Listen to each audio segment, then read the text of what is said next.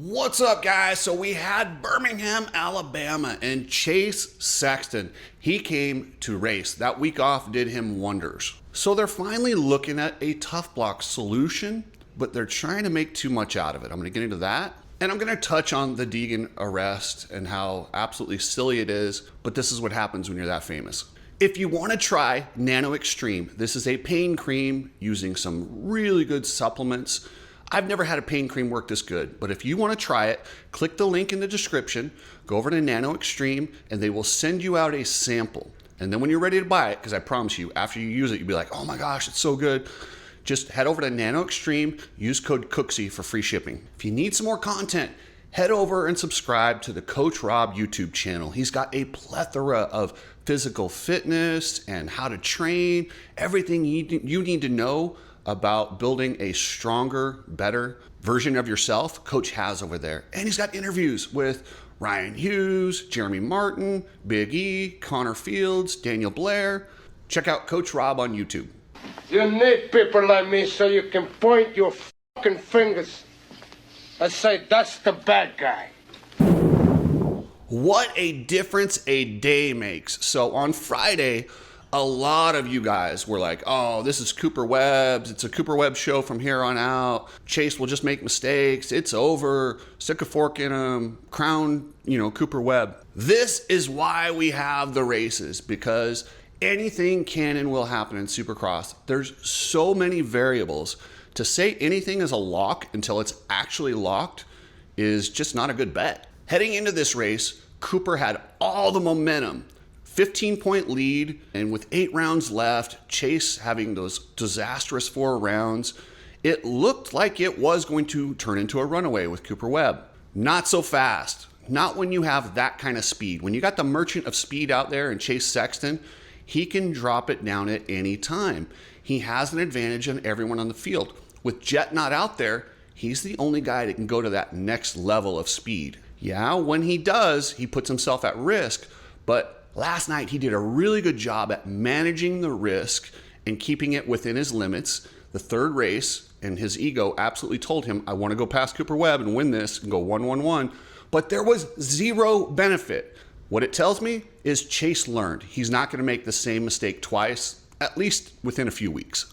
And Sexton laid the wood to Jason Anderson. I mean, that was textbook. If you want to show somebody how to block past somebody and make it dirty, but not too dirty, that is literally exactly how you do it. You lay it up, you go in, you clean the front tire, you don't even lose time, and you keep rolling. That was 100%. Even Anderson's probably like, yeah, that was executed perfectly.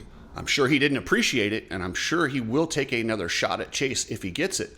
The problem is speed. When you have somebody that has the amount of speed that Chase Sexton has, you don't want to get into this kind of battle with him because he's fast enough. He can set you up multiple times. Whereas Jason Anderson, he gets like 1 or 2, and it's when Sexton's passing him is when he gets these opportunities. It's not like he can reel him in and set him up. That's what Sexton has. That's where there's a huge advantage. If Anderson's smart, you don't want to get into this kind of battle with Chase Sexton, or you'll wind up on your head every other week. And Sexton is not a dirty rider, but he is no pushover, man. If you slam Chase Sexton, he will absolutely fight you on the track, off the track.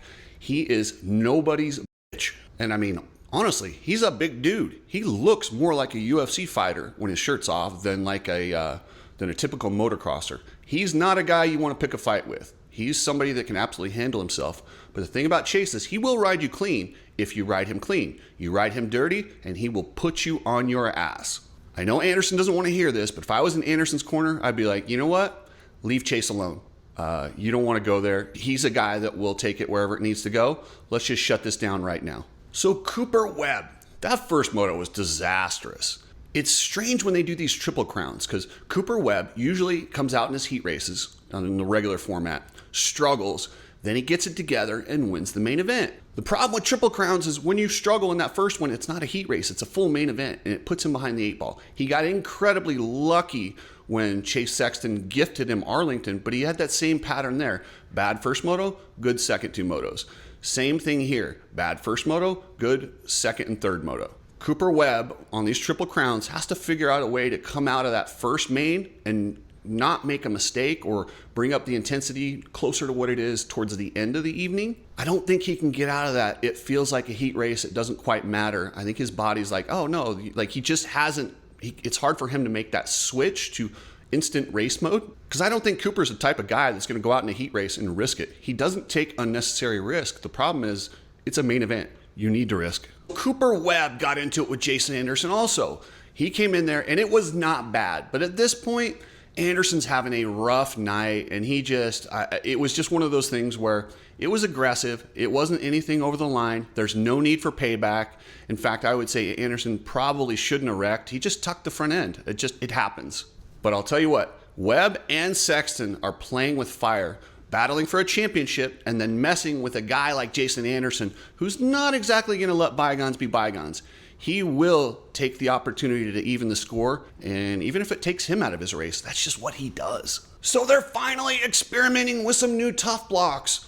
Hopefully they get this done before we see any more riders injured by these dangerous anti-safety blocks that they line the track with, that get kicked out in front of them, and then everyone wants to use the excuse, oh, well, some guys land on them and they're soft. Yeah, 1 or 2 out of 10. The other 8 or 9 are dudes just hitting the ground because of the tough block. Please don't make the decision based on the 15% of riders who actually landed on the tough block and were saved, because it's not very many. And I don't know why they're not looking at the ones that I showed them that Paris Supercross uses. They're low, they give the sponsor maximum exposure, and they still mark the track. Because that's at the end of the day, that's what we're trying to do, is mark the track and show where you're supposed to go, where you're not supposed to go. When you lower them and change them, it's different. They figured this out.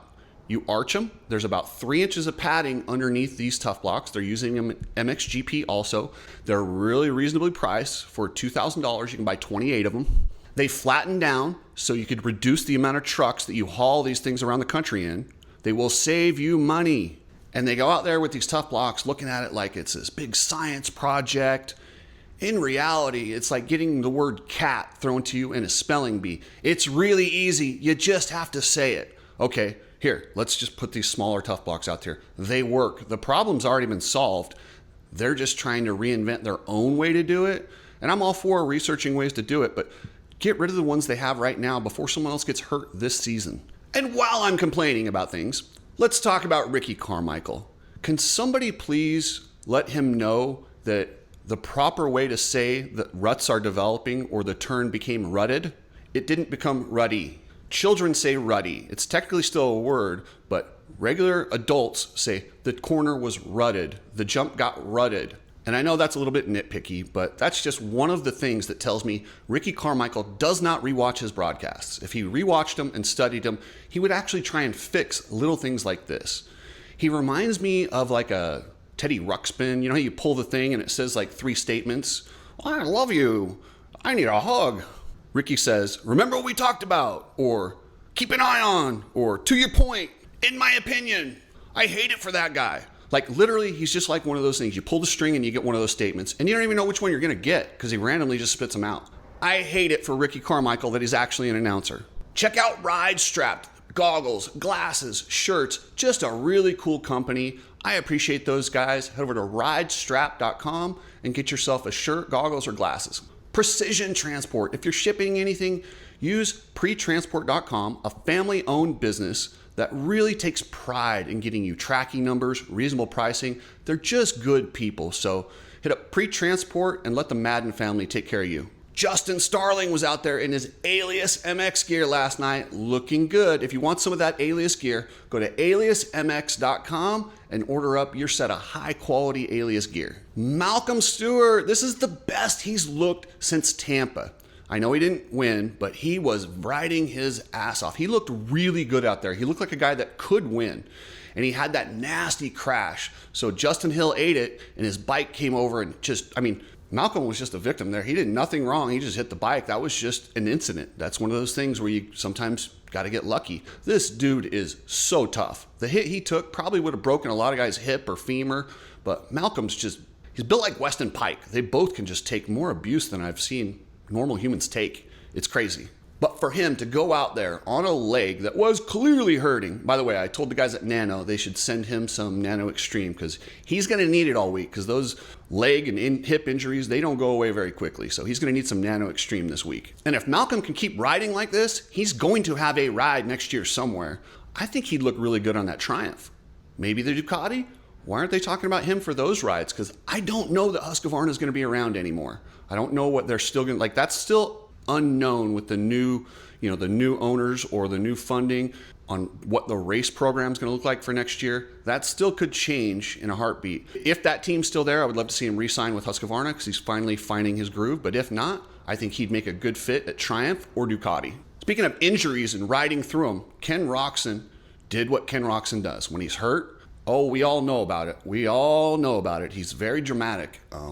And then people are going to say, oh, you're being a dick. He's way tougher than you. Yes, Ken Roczen is part of the 1% of society that are complete badasses. But of that 1%, he's one of the biggest whiners. Now, I'm only comparing him against his peers. I'm not comparing him against average people. His pain tolerance and his way to deal with things compared to a regular human being is ridiculous. But when you compare him to Malcolm Stewart, Chase Sexton, and these other guys who will battle through injury and not complain, not make excuses, he seems like a bit of a whiner. Man, Justin Cooper. He didn't get the starts that he needed to have a good finish. And in qualifying, he had this 3.33 through the whoops, but they fixed him up for the night show, and all the guys were skimming, and that jump line really never came in.